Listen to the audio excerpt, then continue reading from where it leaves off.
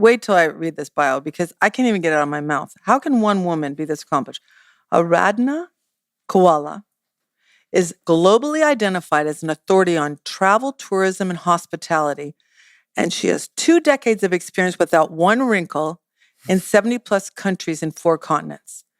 Okay, she's the CEO and founder of Aptamind Partners, which advises clients. But what she does is such a wide range. We'll have her tell you. The title of your talk, which rocked the house, was Busting Taboos and Making Billions. And you finally said the word vagina at the summit, which is what we really needed to hear. So welcome, Aradhana. Kim, thank you for having me. It's a pleasure being here. Okay, so if somebody asks me, what do you do? If they ask you, what do you do? How could you put it in a, 30-second soundbite? What would you say? So my elevator pitch is generally that I'm a global expert in travel, tourism, and hospitality, and that's that. That's that. Well, it goes a lot further than that. So let's just say some of the places you work with. The World Tourism Forum out of Lucerne, Switzerland. You talk with the UK, Benelux, and Scandinavian markets, Europe, Asia. You speak all over the place. You're all over YouTube. And the next thing I think you told me you're going to is the COP27. Do you call it COP27? COP27 in Egypt. But yes, we work in 75 odd countries, which is pretty much all over the world. And it's interesting. My work it's not in a UK as much or a France where we already have like 85 million visitors.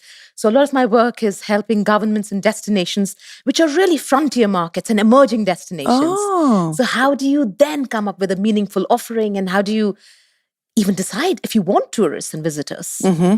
And if you do, what kinds, and how do you get them? And what does that mean in terms of infrastructure? How many airports, how many hotels, and what kind of visitors, and how do you want your local community to mix with them? So it's fun stuff. But you also talk a lot about sustainability. And I will tell you, I think the busloads I saw in Israel this week, I'm like, I think the pandemic's over. We were at the Garden of Gethsemane. It was like a massive sea of humanity.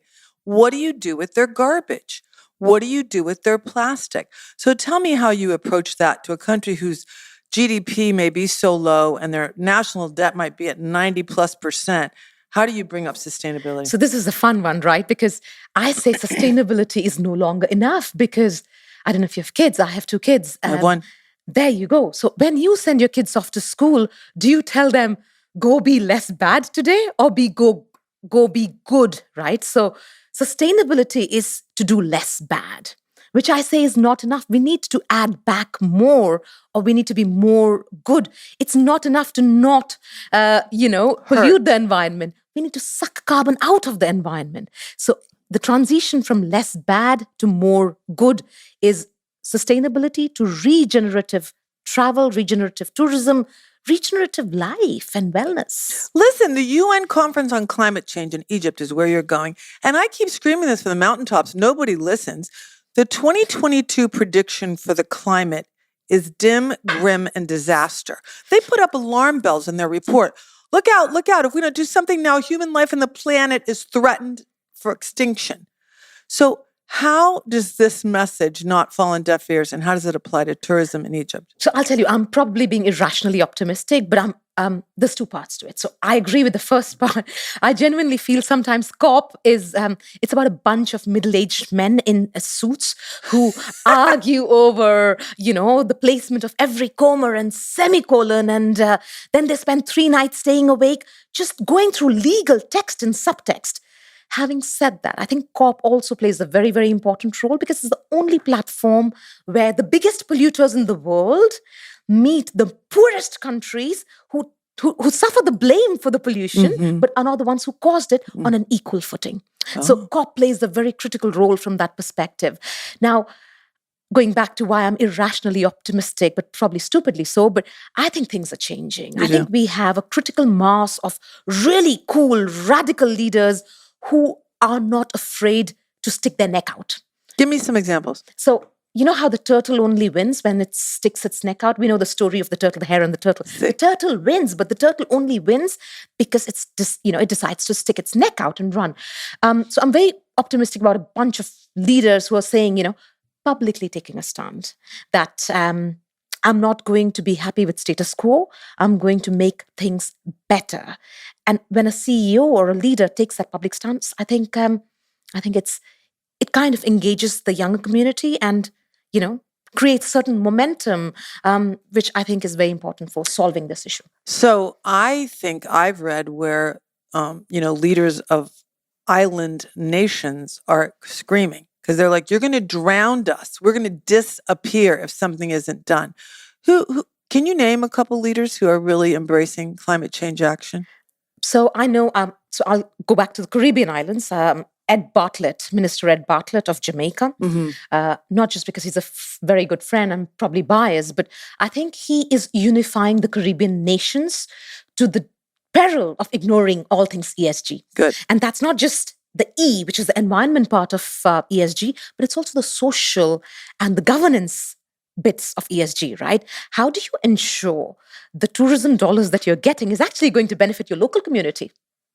Wow. So I think, there's so many examples. I do a lot of work in Saudi Arabia. I chair a project which is called the Red Sea Global, which is along the Northwest frontier. Again, the CEO, I think, is exceptional in not just rallying his entire organization behind doing things the right way, even if it means it might be more expensive, even if it means it might be harder to execute. So I think it's a beautiful example when political will and financial capital with really sound, sane leadership comes together to achieve things which we thought was impossible a couple of years ago. Well, thank God an optimist is in your position. We spoke to the gentleman who is trying to save the Dead Sea yesterday, and he does swims all over. He's trying to save sharks that are massacred by the millions. So I said to him, my biggest bugaboo when I was here is plastic. I mean, there's so many plastic bottles everywhere. What are you seeing any action taking on that? So I have a divergent view about this because I think plastics and single-use plastics, it's not enough, right? Because we're still talking about incremental change. And I think it's about time where we make a shift or a leap from incremental change to radical transformation. Because the minute we keep talking about fixing the kinks in the armor, the mentality and the mindset is completely different. We need to go Alt, Control, Delete, boom, and then do something completely divergent, which is, how do we do this right from the beginning? I'm hoping that we'll see a lot more of that going forward. So give me a specific. How could you see an alt, like you deliver water in different ways? Is that what you're thinking? So I'll give you an example. I'll go back to Red Sea, where I have been involved in the last 5 years. Generally, when you build a destination, you are taking things from the environment.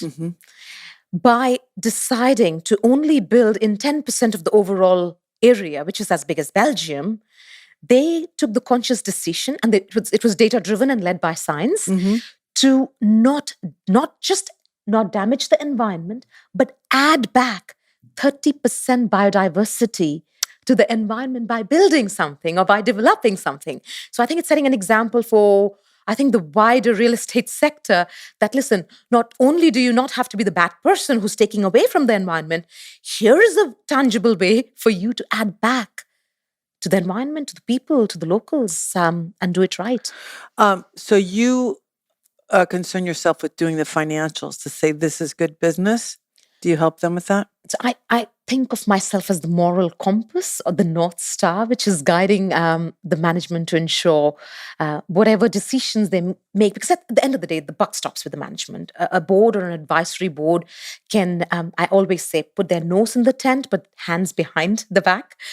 So we don't get involved with operational decisions or decision making, but we guide the management and hope that they do the right job. Yeah.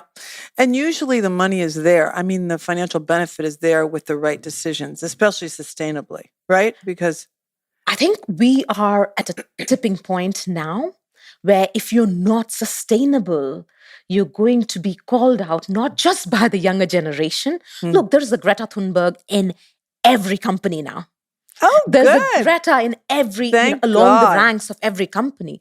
So if we ignore the youth, and that's your employees, and that's the Gen Z, millennials, Gen Y, I think you do so at your own peril, because never before has a generation had so much power than the young now. I mean, your daughter, my kids, I mean, they call you out. And I'm talking political power, economic power, because in the next 15, 20 years, what we're going to see is this transfer of wealth from the baby boomers down to the millennials. An average millennial is already in their late 30s or in their early 40s now. So imagine, fast forward 10 years, they're going to be the biggest decision makers for the family, right? And the biggest spenders. Yep. And they really care about values.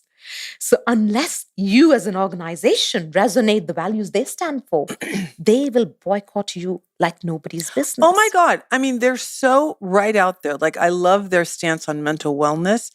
And I think of our Global Wellness Summit. I mean, I don't know how you felt, Aradhana, when you came here, but we get a lot of people first time go, oh my God, this is my tribe. I can't believe what these people are talking about. Did you feel that way a little bit? I have rarely felt, and I am on stage probably 30 times, or more in a year. I've rarely felt so warmly welcomed. And when I came off the stage, I got a standing ovation, and it was deeply touching. I've been applauded before, but this was something completely different. Yeah. And I think I could say what I did, and I could bring a piece of myself and a piece of my soul because of the audience. They just lapped it up, and I got so much of energy back from it. It was just incredible. Well, the point I was making about your reception is that I believe that the Gen Y, Gen Zs are that way already. What we're talking about here is unique as grown adults, business people. Like, oh, you care about connection. Oh, you care about values. Oh, you care about... But they do. They talk about it now, right? So that will be the norm. It won't be as surprising, is my prediction. But okay, your standing ovation. Let's talk about your talk. You're totally on the money about the Gen Y. I completely agree. Yeah. You feel like that? Totally. Yeah. Okay. But even when it comes to gender, because you brought that up, the gender identification, acceptance, that so much comes to mind. Did you see the performance of the autistic musician? I did. It was just emotional, I think. And it's funny because music has a way of making us think individually and collectively in a way I never really appreciated. It's just, Derek was and amazing. Yeah, his sister said to me that he loves America because everybody's like, he always goes, hello, I'm Derek. You know, he's blind and whatever. And he said, in America, everybody goes, hi, Derek, how are you? And in some other countries, they're like afraid. Should I touch him? What should I do? So I feel like that is sort of a Gen Z mentality in some ways. Like, welcome. You know, what do you bring to the table? Who are you? Right? Absolutely. And I think it's funny. I have rather controversial views, as I do about most things you know by now. Good. But I think I learned so much from my teenage son. And this generational arrogance that we've had so far, where I'm right and I'm going to preach to you, that's not going to fly anymore. No. We have tons of problems as humanity. And these, some problems are too big for people to solve it on their own. Yeah. And we need the young with us. And I say this with the most amount of respect. You need to collaborate and cooperate and get the best out of them because there's a completely different level. I mean, I knew nothing in my 20s. I was an utter waste. I don't believe that for a second. But the chairman, the co-chair of this summit is from Turkey, and he's a hotel developer, and I can't pronounce his name, but he has a girl here that works with him who's in her 20s, and we sat together at lunch, and she was so well-spoken. I grabbed him, I'm like, you hire well. He goes, she's a sponge. We're learning. We have to keep everybody humble and learn from each other. So I want to get back to your talk. Oh my God. How does someone on tourism talk about sex, gender, and equality when it comes to medical research? How did you get there? How did that happen? It's a long journey. I thought as a brown woman who looks younger than she is. Yes, I hate you. And I don't know why I'm smiling at you, but I am. No, kidding. I didn't want to be this flag bearer of all things gender diversity because it kind of felt self-serving, right? I mean, hey. Why not? But then that's it. At some point I thought, if not me, then who? Especially in tourism, Aradhana, because there's so few girls in power. And it's a really tricky one, Kim, right? Because we have 54% women in the lower rungs of hierarchy. But we have less than 4% women as CEOs. So we are what you call an inverted pyramid. So, some problems, because there is no visible manifestation of the problem. There are so many women working in travel and tourism and hospitality that you think there is no problem. Or there is a problem, but it's not my problem, which is worse still. So you then really have to deconstruct the pyramid and say, what's happening? Yeah. Why are women falling off the cliff as they climb the steps, so to speak? And then there is the quintessential glass ceiling, which is very, very real. And I say it's not glass. F that, it's a concrete ceiling. Oh my God. Right? Crazy. I've worked in tourism most of my career. My partner, Darlene, and I do, PR for wellness, travel a lot and wellness stuff. But I remember working in Hawaii, Tahiti, a lot of the islands, and it wasn't just women that were lacking in the ranks. It was locals. Yes. I mean, in Hawaii, no Hawaiians in management. In Tahiti, no Tahitians in management because they just don't get it. I'm from France and I'll teach you how. I'm from America, I'll teach you how.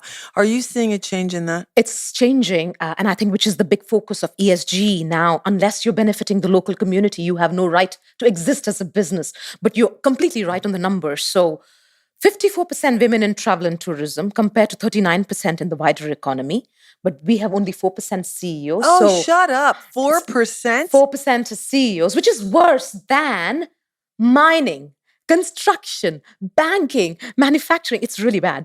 That's the first part. And then secondly, in our travel, tourism and hospitality space, 80 to 85% of all businesses tend to be small, medium, micro enterprises, which are the small businesses on the ground in the local communities, right? And these 85 to 90% of businesses only get 15% of all benefits. I think someone should write that down. Ugh. But it's changing because I think when you're coming up with master plans and strategies, you're really saying, okay, what's your raison d'etre as a business? Yeah. And unless you are, and if think about any business, right? The locals, the fishermen, the lady who's selling the little handicrafts, they're the micro businesses. That's right. And if you are not adding to their quality of life, are you a good business? Yeah. Would you say that we keep talking about Six Senses, but I think it's them that are like putting dishes in the restaurants that are made from local potters and things like that. Or when I went to Petra, lucky me, there were craftsmen, that I felt like we were buying directly from them. The way they talked, they designed whatever I was buying. So that felt good. I think it's a good step in the right direction. I would just say, and Six Senses is a great company. They do some really good stuff for their staff. And I appreciate that. And I'm not here to call out, say, who's doing a good job or who's not. But as an industry, I think we need to be cognizant. Those are tactical implementations.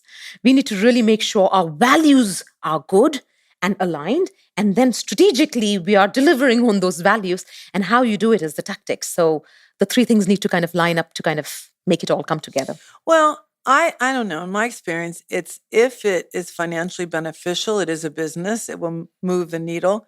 But what always is cool to me is that making an environmentally sound decision, a culturally sound decision, typically means more revenue. Absolutely right. And which goes back to your gender point, which you asked, and I didn't probably answer the question and the talk. This is not about doing good. At the end of the day, it's a sane business decision. I'm a businesswoman, right? Yeah. At the end of the day, investing in femtech is good. Investing in solving women's problems that have waited for decades to be solved is good. And I don't say this without fact and data on the ground. If you look at the last 2 years, the number of femtech startups that have gone on to not just raise capital, it's $2.5 billion just in 2021. The market cap has gone up from 40.2 billion to 75 billion in the next 5 years. And we only started in 2016, right? So the rate at which these startups are becoming unicorns is unprecedented. Oh, cool. That is saying something. Well, and we just need to follow the money. Follow the money, which is good business. The other thing is our program has included so many Israeli entrepreneurs. But I still don't know how you went from tourism to vaginal health. I don't know how the research I will explain. Okay. Sure. So I am a resolute advocate and passionate, I think, lobbyist for all things equality. And I speak a lot and do tons of research on gender gap, but in travel, tourism, and hospitality. And when you look at gender gap, you look at gender gap from an education perspective, from a chores perspective, which is the gap we're never probably going to ever close. Depressing. Gender gap from an economic perspective. So if you look at VEF data, it's going to be 268 years till men and women are equal. 68? 268. Oh, poo. Only. Wow. And I don't have time, right? Neither do you. I mean, right. I mean, as healthy as we are, I don't think we have 268 years. But anyway. And gender gap generally is 137 years. So which is effectively saying, oh my God, there's something wrong. And what struck me when I was doing the research is, what about the gender gap in health and wellness? Okay. Because this is, well, name the most female-centric industry in the world, right? Travel, health, wellness, it's all interlinked. We are totally transversal as a sector, right? Because what we do affects agriculture, manufacturing, construction, health, wellness, the whole thing. And oh my God, women, and you've done that in one of your podcasts before, Kim, where you're saying... I was looking up the number, yeah. So only 4% of the overall global spend in health and wellness goes to solving women's problem. It's so crazy. 55 million women at any given time are going through menopause. And yet, and I think that's just in the US, and yet they're told, well, shut up, just get a fan. Get over yourself. Let your hair go gray and fan yourself in the corner, right? Totally. And think about the repercussions again from a business perspective, right? Because an average woman is in her 50s by the time she hits the C-suite or the boardroom. Right. And that's where menopause is hitting you, boom, and you go batshit crazy. Or so they say you do. Right. So if you have a male boss, which goes back to the data that the majority of CEOs are still male, what do? Go up to the man and say, hot flash. Hot flash, deal with me. I'm just crazy. I mean, and I think it's important we start discussing now, before I'm in that situation 10, 15 years ago, I don't know, 10, 15 years from now. I don't want to be in the middle of things to tackle this. I need to know how I'm going to deal with it now when I'm in my 40s. Oh, okay. Cool. And I also think when you think to the future, you were on that stage and you were saying things like, what is the instrument used to examine the vagina? The speculum. The speculum was the same in 500 as it is in 2022? Isn't this shocking? And I love how you started this by saying, if you look to the future, and if you want to look to the future, look to the past. Mm-hmm. Because no other thing tells a perfect picture or paints a perfect picture of the future than the past. And it all starts there. So going back to the speculum first, the speculum was first used in 100 BC in the Roman Empire. And if you now go up to a gynecologist to have your cervix examined, they still use the same speculum, which has hardly been revamped. And hardly is comfortable. Yes, and that's the whole point. Exactly, right? But it starts with history, right? If you look at historically how male and female bodies were looked at and how, when they were studying anatomy, they always considered female bodies incomplete and deformed. Aristotle, way back in 300 BC, said, actually, female body is exactly the same as the male body. It's just the genitalia is turned upside down. Inside out. Inside out, correct. I mean, and you think, if forever you've just been studied because you reproduce. So everything is the same as men and women, but there's something wrong in the middle, which is the uterus, which is how you make a baby. It kind of puts you on a footing where you are just, I think, buying into that social stigma. Because it's not about reproduction and sensual are two different things, right? Right. And that's one of the key problems, I think. Well, also that stunning statistic that you said, the revolutionary birth control pill was in the 70s. Can you imagine? And has not been changed since, really. I mean, contraception, the 70% of women stop taking the pill because their concerns about repercussions and side effects are not addressed. And if you look at the whole evolution of how contraception has evolved, nothing has changed since the sexual revolution, which was a movement of the 1960s and 70s. And the three things we can really be proud of is the birth control pill, which was in the 70s. The birth control pill was in the 50s. The tampons came about in 1930s. And the self-adhesive panty liner came about in the 70s. Three things. And have they changed since? Has anything But changed? that's the thing, right? They haven't, because we still have the fear about the side effects, which is why 70%, 2 out of 3 stop taking the pill. And it's again the same thing. I mean, you associate so much of social stigma to it that your voice is not heard. And when you raise it, it's gaslighting in reverse, which is, oh, eat some chocolates, darling. Have a good cry. Yeah, exactly.